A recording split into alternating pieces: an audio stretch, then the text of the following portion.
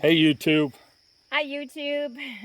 So thought we'd do an introduction to two new things joining the channel. Let me turn you around. Mine and hers.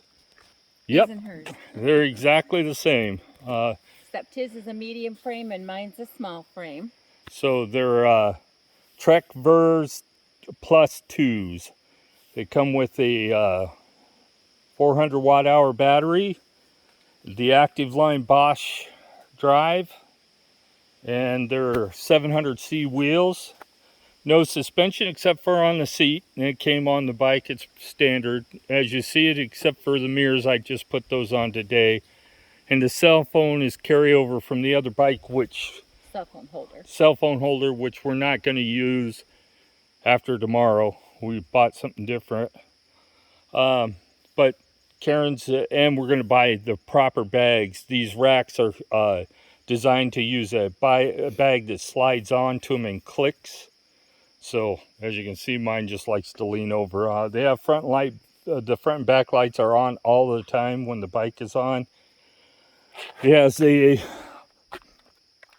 Bosch Purion display, just simple. It'll give you your miles left and stuff like that. We went out and spent a whole day looking for bikes. Let me turn you around. In Grand Rapids. And he should have called first, but didn't. So there isn't much out there, quite frankly. This was one that was on my list. I was looking at bike tricks, but they're 160 Newton meter motors, and I was kind of online. You were looking at those. Yeah, right? Online they were about $4,000 all set up and ready to go. The problem was I thought it was just too much motor for Karen, maybe not for me, but for Karen, and I wanted us to keep the same bikes. It makes it real hard to keep pace with somebody if you're on a different bike.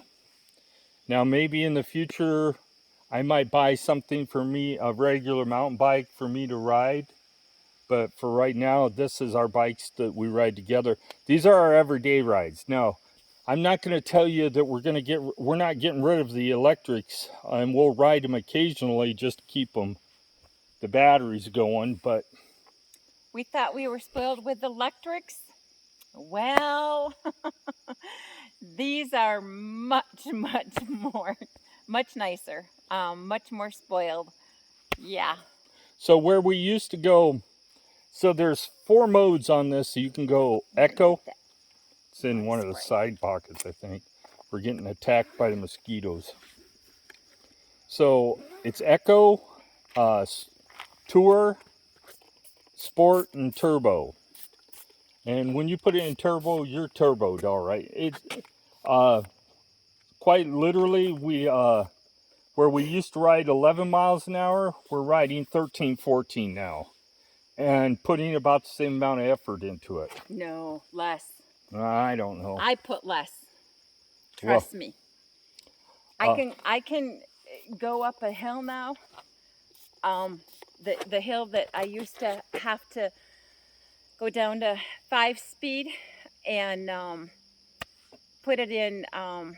Well, no, I didn't change the mode, did I? You didn't change. We always rode in PAS too. And part of the reason we didn't consider a bike with throttle is, quite literally, we never really used it. Right. I used to have to use the throttle on the hills on the way back home because I was exhausted, tired. By the time we got, a couple miles from home where all the big hills are. Yesterday, I wasn't tired at all when I got home. I flew up that hill on 7th speed and in the same assist mode that I would use on my electric. Didn't even know that I was going up a hill. I was going probably 13 miles an hour, where I normally would drop down to 8 or 9 miles an hour going up that hill. So I was amazed when I got home from an 11-mile bike ride and didn't even feel like I had exercised. So these are 9-speed, 38 tooth front chain ring, and a 11 tooth to 36 on the back. Hydraulic brakes, Shimano hydraulics. They're the lower end MT200. Basically, it has a full Olivio group, because I believe that's what the MT200 is from the Olivio line. 700 by 45 millimeter tires, so and they do great on this gravel. The wheels are a whole lot more compliant. The bikes are dead quiet, except for the front fender seems to rattle a little bit on this gravel. But on pavement, you can't hear nothing. You don't hear the We had motor. 4 deer cross in front of us today that didn't even realize we were there till they saw us. So Yeah, the motor doesn't make any noise. I haven't heard any noise out of the motor yet. So it's they're as far as ride quality, the ride quality is better than the electric, and part of that is due to the wheel size. A 700C wheel size is always going to be more compliant than a smaller wheel. The smaller the wheel, the less compliant it is. So when you hit a bump, you don't get any flex in the spokes or anything. And they have to do that on the electric XP, and the step through. The spokes are a lot thicker than these. These are, I believe, 14 gauge. the step through is lower, so it is easier to step over Here, it. you can hold this. My hands are going to sleep. It's easier to step over it than with the electric. What else can we tell them? So price wise, they were $2,800 a piece. Which the ones he was looking at online were what, So 30, 35, 3,700, 37? and then we wanted to put an extra battery on it because they recommended an extra battery. But I decided to go a different direction.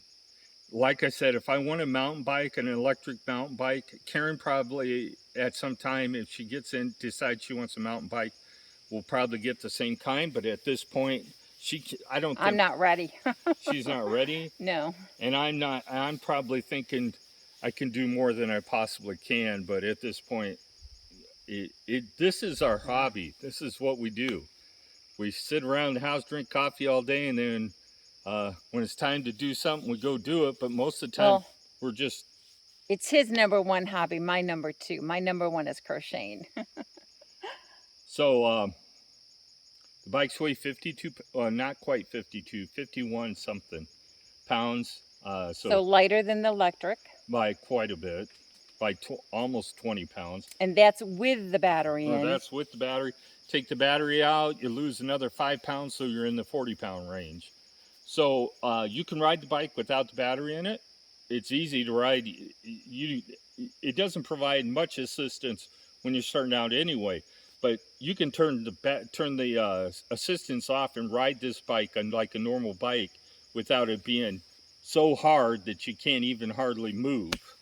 So the only thing that's gonna take some getting used to for me is that I don't have the throttle to help me when I first start pedaling. So I use my foot to get it going a little bit, and then you have to be on a low gear. I have to start out like in gear 2 or 3.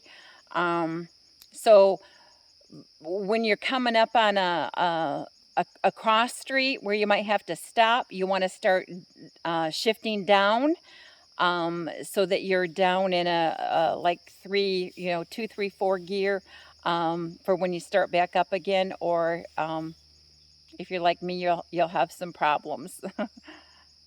So yeah, so this is what we decided on. Like I said, you'll still see the electrics, and just so you guys know, some of you have been waiting for the disc brake upgrades, the rotor upgrades on the electrics. We're still waiting on one final set of parts, and then I'll be ready to do the upgrade. So they're supposed to be here tomorrow, so I would plan on maybe Saturday, depending on what time they get here tomorrow. If it's early enough, I'll at least do I think all you're going to get to see is me doing the front ones, because it's no different putting the back one and the front one on.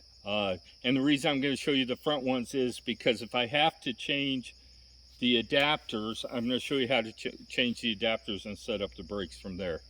And that'll be the last one in the brake line, except for when we upgrade the cables. And then we'll be upgrading to a 9-speed, just like these bikes are on those two. Give Karen some continuity. She can, it'll put more usable gears in the range that we ride in.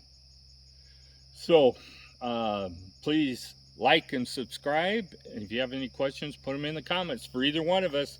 I read the comments to Karen if they apply to her.